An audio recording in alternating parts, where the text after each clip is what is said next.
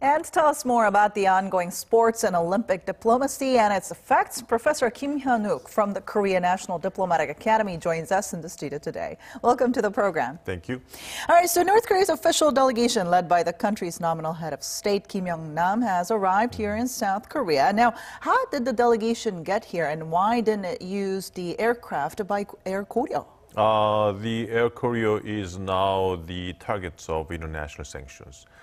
Maybe that's one of the reasons why they used a private jet, which is excluded from the boundary of international sanctions targets.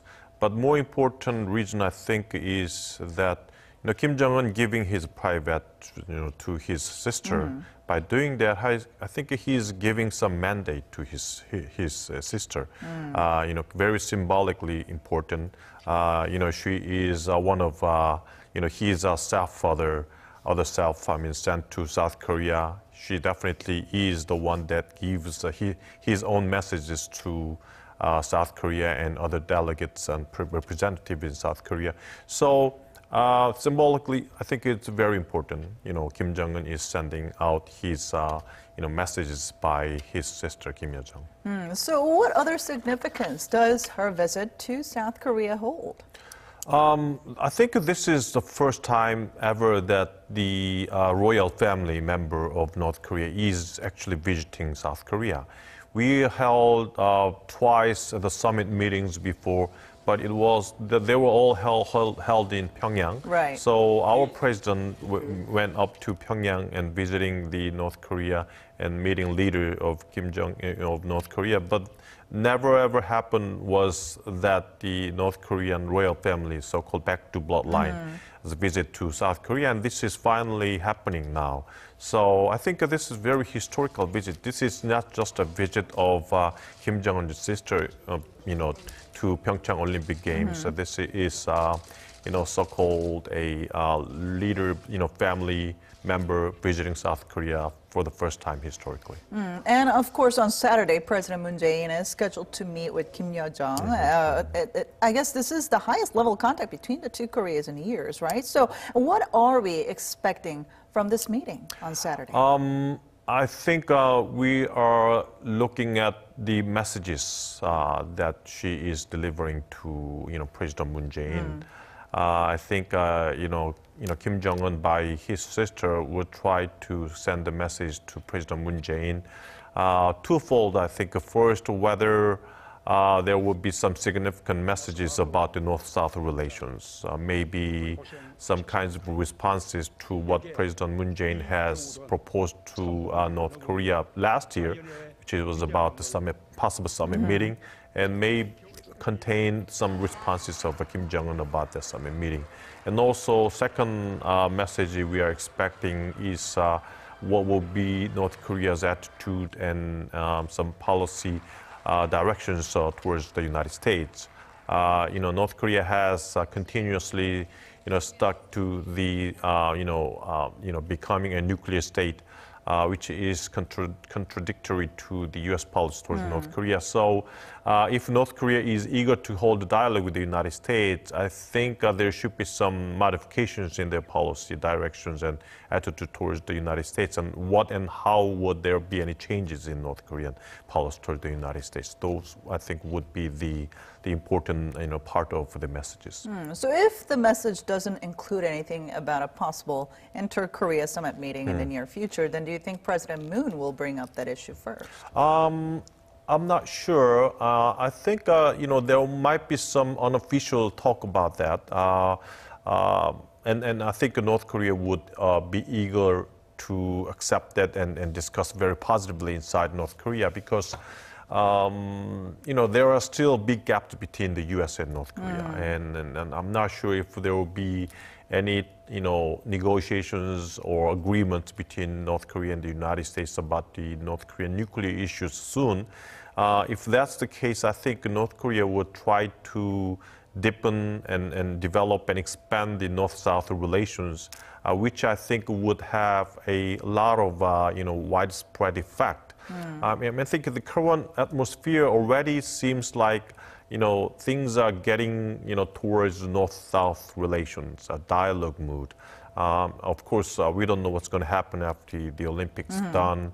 Something might change abruptly then. But as far as now is concerned, things are, kind of focused on the North-South relations, and even the United States attitude is kind of swinging. I mean, they said in the beginning that they will try hard to prevent the North Korean strategy, using Olympic Games for its propaganda, but the attitude is changing now. They're kind of expecting what kind of messages North Korea is bringing to South Korea.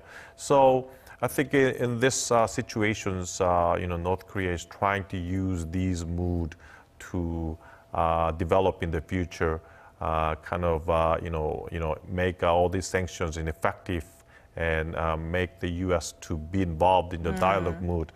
So I think these kind of things would be some kinds of strategies of North Korea towards South Korea, I think. Now, on that note, President Moon Jae-in met with U.S. Vice President Mike Pence yesterday. What came out of that meeting? Apparently, they have agreed upon the previous policies, hardline policies, sanction-based and pressure-based policies towards North Korea. So I think one of the purposes of those meetings was to consolidate the continuing U.S.-South Korea alliances and their coordinations and cooperations in their policies towards North Korea. But I think, at the meeting, I think two leaders might have talked about the possible dialogue between the U.S. and North Korea, because it seems like Mike Pence's possible dialogue and meeting with delegates of North Korea is getting more and more possible now, and also Secretary Tillerson has remarked recently that it all depends upon Mike Pence, whether he meets North Korean delegate or not. So I think things are getting, a little bit changing now.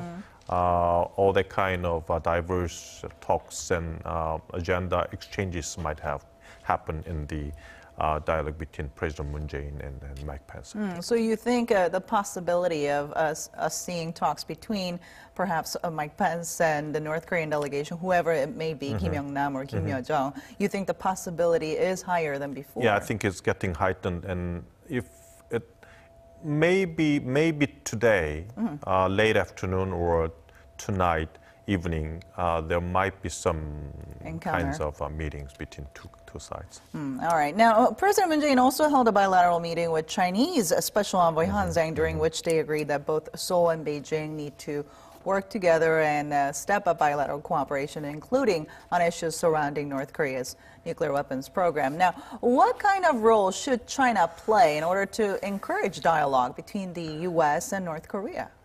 After the Xi Jinping the second term began, China has been very passive in intervening the Korean Peninsula issues. Maybe China wants to be more focused on its interest, does not want any further conflict in the Korean Peninsula with the United States. Now Trump is pressuring hard on China.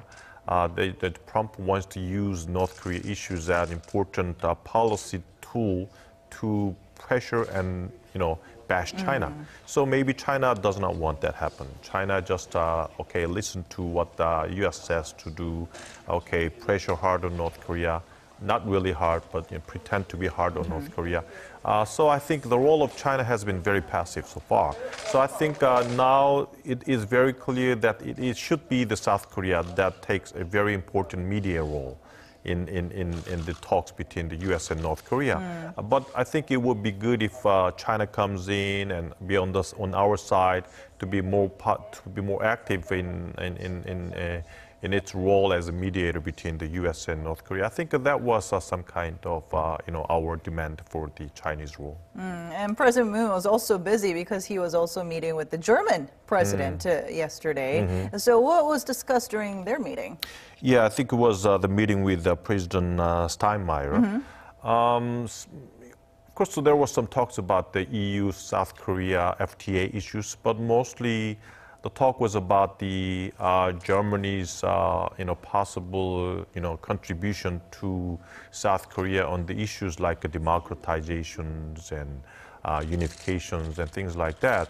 And also President Steinmeier also gave to President Moon the picture of Willy Brandt, the former Prime Minister of Germany, West Germany, who has deeply committed to and pursued its policy towards East Germany, so-called New East policies, which is pretty much similar to what we are doing now, kind of so-called slogan of change by contact.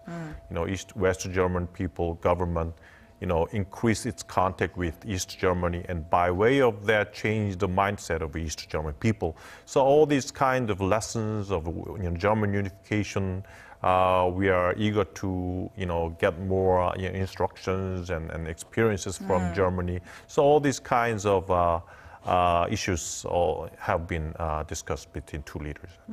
So there are expectations over the so-called Olympics, sports diplomacy, as President Moon is busy meeting with a lot of the head of states. Now, what should South Korea do in order to make the most out of this so-called Olympics diplomacy to help reduce tensions on the Korean Peninsula and lead North Korea toward denuclearization?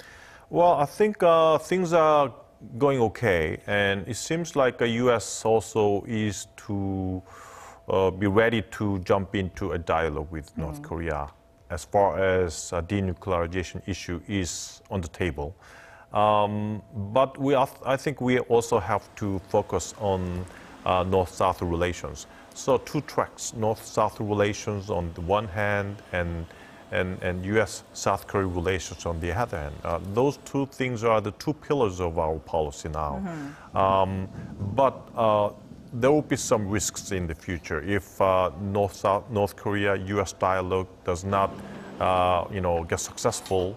I think there will be some problems and dilemma of South Korean diplomacy in the future, especially after the Olympics done.